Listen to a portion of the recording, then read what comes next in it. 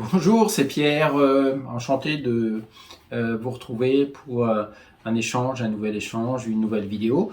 Donc aujourd'hui nous sommes le 25 décembre, bon jour c'est Noël, c'est la fête en famille, c'est vraiment un moment où on se pose, où on réfléchit, on est en famille et puis j'en profite là pour faire une petite vidéo pour euh, réfléchir sur l'impact d'un changement de vie, sur l'impact que l'on peut avoir sur cette prise de décision en fait, parce que bon, ça doit être réfléchi, ça doit être mûrement posé sur le papier. En fait, je parle de changement de vie côté professionnel. Ce qu'on cherche en fait sur cet angle-là, sur cet angle professionnel, c'est de pouvoir être moi, ce que je recherche personnellement, ce sont mes points, mes objectifs. C'est vraiment d'avoir un travail libre, un travail qui me plaît, un travail qui me donne la pêche, qui me donne envie en fait de me lever le matin. Et ça se trouve pas du jour au lendemain. Ça se travaille, ça se met en place progressivement. Je dois dire que j'ai longuement tâtonné depuis tout petit, que ça soit à l'école, j'en ai déjà parlé, j'ai eu un petit peu de mal à trouver ma voie. Ça a toujours été difficile en termes d'orientation. Les conseillers n'ont jamais su me caser de me mettre dans une case. J'ai jamais su être mis vraiment dans un moule. Donc il a fallu à chaque fois, par la force des choses, qu'on me dicte mon parcours. Et ça, bien des années plus tard, je me suis réveillé, je me suis dit non, c'est toi maintenant qui dois décider où aller, que faire et comment le faire. Alors, je pense que peut-être que vous êtes dans la même situation, vous avez un emploi ou vous recherchez un emploi, vous ne savez pas si vous devez changer d'entreprise ou vous réorienter, essayer quelque chose de neuf, de nouveau, ou peut-être entreprendre, vous mettre à votre compte et puis vous dire voilà, maintenant il est temps de sauter le pas et puis de m'engager vers un nouveau chemin. Alors, moi, ce que je conseille, c'est vraiment de voir large dans un premier temps, c'est essayer non pas d'aller n'importe où, mais de faire une liste plus ou moins exhaustive de possibilités en adéquation avec ce que vous aimez, ce que vous avez envie de faire, ce qui vous plaît. Par exemple, est-ce que vous êtes est-ce que vous avez un tempérament plutôt sportif? Est-ce que vous voulez vous diriger vers une activité sportive? Est-ce que vous voulez créer plutôt quelque chose d'artistique, du côté de la peinture, du côté de l'écriture, du côté du cinéma? Et tout ça, en fait, par rapport à ces centres d'intérêt, ces points qui vous attirent, c'est vraiment euh, faire en fait en sorte de tracer des cercles et de vous dire voilà, ça j'aime bien le faire. Et qu'est-ce que je peux faire avec ça? Qu'est-ce que je peux créer comme activité autour de cette passion? Euh, Bien souvent, ce n'est pas d'y aller frontalement. Par exemple, il se peut tout à fait que vous avez une passion pour l'écriture, mais comment travailler autour de cette écriture? Quels sont les débouchés possibles autour de cette écriture? Peut-être que vous aimez écrire, mais que les autres n'aiment pas vous lire, par exemple. Et donc, quand je disais ne pas y aller frontalement, c'est pas vous mettre directement dans vendre vos écrits et puis vous dire voilà, achetez mes écrits et puis point barre. Non, il faut trouver un point d'accroche et puis peut-être organiser des ateliers autour de l'écriture, peut-être organiser des stages, organiser toute une vie en fait, un microcosme autour de cette passion. Et donc là, les possibilités sont multiples.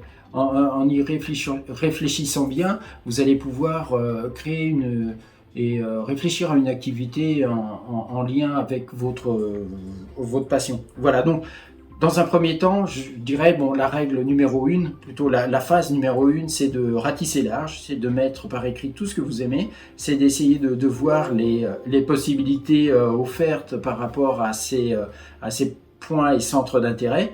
Et donc là, vous allez en sortir une liste peut-être qui dépasse le bras, mais bon, après, ça va être comme un entonnoir, c'est de d'élaguer et puis de ne retirer que l'important en fait. Et puis surtout, bon, toujours dans cette phase numéro 1, c'est d'observer, c'est d'aller voir, essayer de puiser le maximum d'informations. Parce que vous n'êtes pas... moi le premier, je connais pas en fait tout ce qui se fait, tout ce qui peut s'exercer, donc j'ai besoin d'aller me documenter, lire, aller à la pêche à l'information, essayer de contacter des personnes pour avoir leur avis, et tout ça, petit à petit, ça vous permet d'avoir une source de données fiable, où vous allez pouvoir donc commencer à réfléchir sur les axes de votre changement et de recherche d'un métier ou d'une entreprise pour lancer votre activité. Et ça, donc, cette recherche se fait en lisant, comme je viens de le dire, en recherchant cette information. Et voilà, et en plus, il y a des métiers qui n'existent pas encore qui vont apparaître d'ici quelques années. Vous êtes le créateur, l'inventeur de votre propre métier quelque part. Vous allez donner un sens à votre passion. Essayez quelque part d'aller vers quelque chose qui vous plaît vraiment, et puis travailler dessus et inventer, essayer de trouver la profession, un métier, une source de revenus sur ce point fondamental, ce point qui vous plaît, en fait, votre passion, tout simplement. Donc ça, c'est vous ratissez large dans un premier temps. Et deuxièmement, comme un entonnoir, vous allez élaguer et en retirer certaines informations pour vous concentrer sur quelques éléments. Et ces éléments-là, vous allez vous former après. Vous allez lire, vous allez peut-être prendre quelques cours, suivre quelques cours, quelques formations, et progressivement vous allez gagner en compétences, en expertise. Et vous savez, bon, la plupart, vous pouvez devenir expert en lisant seulement quelques livres. Vous allez en connaître plus que la majorité des personnes. Et donc sur ce point-là, vous allez pouvoir monter en puissance. Voilà, donc ça c'est l'approfondissement, l'approfondissement d'une connaissance, de vous former. Et après, donc, par rapport à ça, ça va vous permettre de progresser et de devenir l'expert tant recherché. Voilà, donc je voulais revenir un petit peu là-dessus. Donc cette phase 1, cette phase 2, et puis après la phase 3, bon, vous avez choisi vraiment l'expertise et vous pouvez vous lancer tout simplement.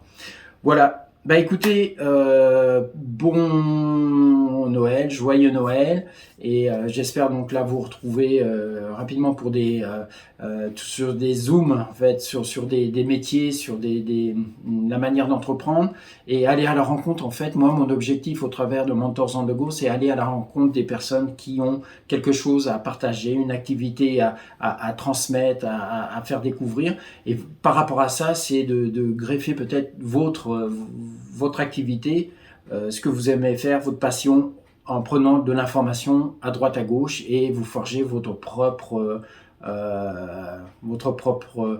plan de carrière en fait, aussi bien dans un métier que vous allez exercer en tant que salarié, ou vous mettre en entreprise, créer votre propre business. Voilà. Bon, j'ai une lampe qui vient de s'éteindre. C'est de l'impro, c'est vraiment encore un petit peu en phase de rodage. Là, je suis en train de me tester aussi par rapport à la vidéo. J'ai pas l'habitude, et ça me Vous voyez bien hein, dans l'enchaînement du plan, c'est un petit peu brouillon.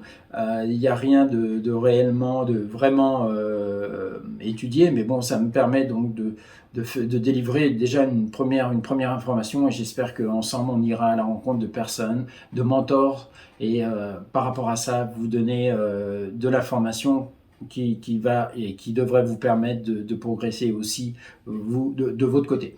À très bientôt, joyeux Noël et à très bientôt.